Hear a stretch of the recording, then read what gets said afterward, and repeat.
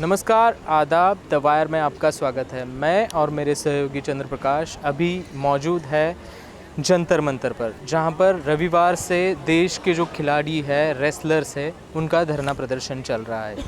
यहां पर दोपहर को भी मैं मौजूद था। दोपहर को यहां पर खिलाड़ियों ने प्रेस कॉन्फ्रेंस ली। उन्होंने ये मांग की कि जब तक यहां से उनकी मांगें पूरी नहीं होती, जब तक एफआईआर नहीं होती, इस पूरी जो घटना है इसकी जांच नहीं होती, तब तक ये यहाँ से नहीं हटेंगे। कुछ देर पहले यहाँ पर क्रीड़ा मंत्रालय के कुछ अधिकारी आए थे बात करने के लिए। जो यहाँ पर जो रेसलर्स है उन्होंने बताया कि एक अनऑफिशियली बात है। वो बता रहे थे कि यहाँ से आप ये धरना ख़त्म करो, लेकिन उन्होंने ऐसा नहीं माना कि हम एफआईआर करेंगे या इसकी जांच करेंगे। तो खिलाड़ी यहाँ पर डटे हुए हैं। उनकी क्या मांगे हैं ये हम उनसे जानेंगे, उनसे मिलेंगे और अभी देखेंगे कि आगे का क्या स्टैंड रहता है खिलाड़ियों का और कितने दिन तक यहाँ पर वो बैठे रहेंगे। मुझे तो आधी बात तो समझ में नहीं आई कि क्या कर दिया था, कुछ हुआ ही नहीं। हम तो बैठे हैं इधर। मैंने तो उनको बोला है कि हम खिलाड़ी भूखे बैठे हैं, 2-3 हज़ार लोगों का खाना और पानी लगवा दे इधर पे, मेहरबानी हो जाएगी खिलाड़ियों पे। दूसरा हमने बोला कि एफआईआर करवा दो ताकि हम मतलब पुलिस कार्रवाई करे अपने को अरेस्ट करके। तो जब ऑफ कैमरे पे पूछा तो वो बोले कि हाँ एफआईआर तो होनी चाहिए। वो भी मजबूर है, क्या करें, सरकार के नीचे ही काम करते हैं जी, अपनी नौकरी अपना घर बार चलाने के लिए मजबूरी समझते हैं, कोई दिक्कत नहीं है, लेकिन मतलब इन चीज़ों से बात नहीं होती। तो ये क्या कह रहे थे, मतलब धरना आप खत्म कर दीजिए? और हाँ वही बोल रहे थे कि आप चलो आपके लिए हॉस्टल रेडी करवा देंगे, उधर लेना इधर से उधर। तो हमने कि आप एफआईआर करवा दो, 2-3 हज़ार लोगों को खाना खिला दो और फिर जब पुलिस इन्वेस्टिगेशन स्टार्ट करे तो हम चले जाएंगे। हमें कोई ऐसे थोड़ी है कि जंतर मंतर पे रहना है, हमारे भी घर परिवार है। तो कुल मिला के बात नहीं बन पाई ना जी, बात क्या बननी है, कुछ बात करने आए नहीं थे, बात क्या बननी है। तो वहाँ आज रात यहीं बैठेंगे? इधर ही बैठे हैं जी। बजरंग, मुझे आप बताएं कि लोग बोल रहे हैं कि ये जो प्रोटेस्ट है ये सिर्फ हरियाणा का है, लेकिन यहाँ पर मैंने देखा कि सबसे पहले मैं इससे मिलाता हूँ। कहाँ से बेटा? एमपी से है। क्या नाम है? राजवीर यादव। राजवीर यादव। रेसलिंग करते हो? देखो ये एमपी से आए हैं, ये इनके फादर हैं और भाई गाजियाबाद से है, ये हरियाणा से भाई, एक भाई पहलवान इंडिया का होता है किसी? नहीं, वही बता रहा हूँ, ये मेरठ से है, अलग अलग। एक कानपुर से आया हुआ भाई।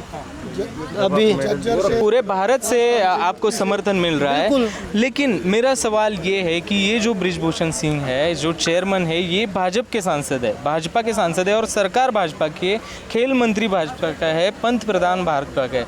उनसे कोई मतलब उनका प्रेशर है? देखिए किसी का तो प्रेशर है, नहीं तो इतने दिन तक तो नहीं बच सकता आदमी।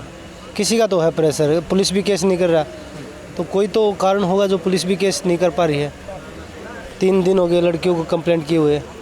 3 महीने से आपने 18 जनवरी को प्रोटेस्ट किया था, उसके बाद आप 3 महीने के बाद आए हो, फिर भी आपकी मांगें पूरी नहीं हो गई। तो इसका क्या मतलब हो सकता है कि 3 महीने में सेक्सुअल हैरेसमेंट जैसा एलिगेशन लगाने के बाद भी इसकी जांच नहीं हो रही है? इसका जिम्मेदार कौन है? देखिए जो कमेटी के मेंबर हैं, जो कमेटी के सदस्य हैं या स्पोर्ट्स मंत्रालय है, वही इनके जिम्मेदार हैं, क्योंकि 3 महीने से हम कंपटीशन को छोड़ के बैठे हैं।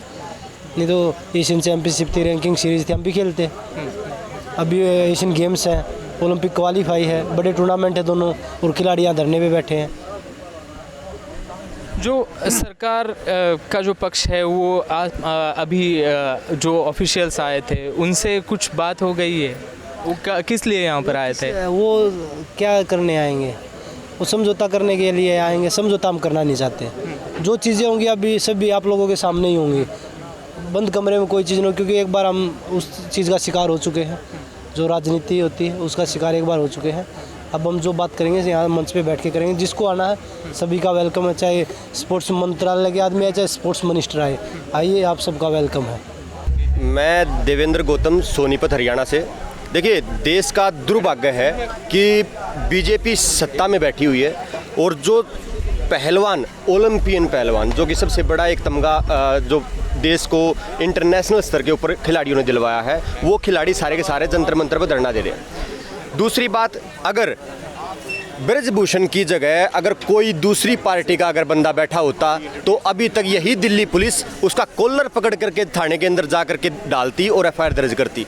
ये सत्ता पक्ष, आपने हरियाणा का भी देखा होगा कि संदीप सिंह मंत्री के ऊपर भी आरोप एक कोच ने लगाए, महिला कोच ने, जूनियर कोच ने, आज तक वो भी अपने पद के ऊपर बना हुआ है, ब्रजभूषण भी अपने पद के ऊपर बना हुआ है। तो कैसे एक जांच एजेंसी जो है वो निष्पक्ष जांच कर पाएगी? तो ये देश का दुर्भाग्य है कि सत्ता के अंदर आज बीजेपी सरकार है, जो हमारे पहलवानों का जो इस प्रकार से कि ये बीजेपी सरकार ब्रजभूषण को बचा रही है। 100%। आप देखिए ना, दूसरा अगर कोई बंदा होता, अभी तक सीबीआई, ईडी और पता नहीं क्या क्या रेड डलवा के अभी तक जेल के अंदर डाल चुकी होती। आप के ऊपर कोई महिला अगर अभी तक सेक्सुअल हरासमेंट का अगर कोई ऐसे भी जाकर के पुलिस को बोल दे, थाने में बोल दे, अभी तक वो गिरफ्तार हो जाता, उसके बाद इंटेरोगेशन होती।